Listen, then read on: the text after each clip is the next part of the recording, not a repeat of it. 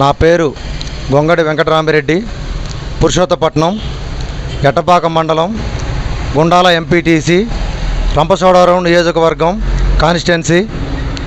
మా ఎమ్మెల్సీ అనంతబాబు గారు, మా ఎమ్మెల్యే ధనలక్ష్మి గారు వారి సూచనల మేరకు మేము ఈ రంపచోడవరం నియోజకవర్గంలో విపరీతంగా కష్టపడి మా ఎమ్మెల్యే గారి గెలుపు కోసం బాగా కష్టపడటం జరిగింది.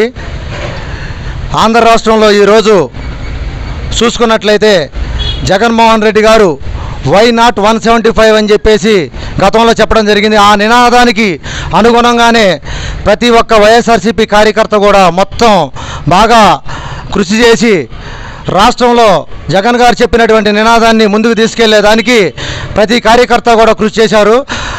భారతదేశ చరిత్రలో జగన్మోహన్ రెడ్డి గారు చెప్పినట్టు ప్రతి ఇంటికి వెళ్ళి మీ కుటుంబానికి మంచి జరిగితేనే నాకు ఓటేయండి అని చెప్పినటువంటి నాయకుడు ఈ భారతదేశ చరిత్రలో ఎప్పుడూ లేడు, ఎక్కడా లేడు, ఇక ముందు కూడా ఉండకపోడు కూడా.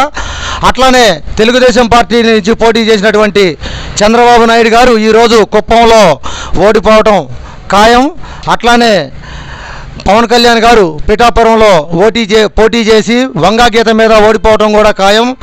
అదేవిధంగా చూసుకున్నట్లయితే మంగళగిరిలో లోకేష్ పోటీ చేశాడు, లోకేష్ కూడా ఓడిపోవడం జరుగుతుంది.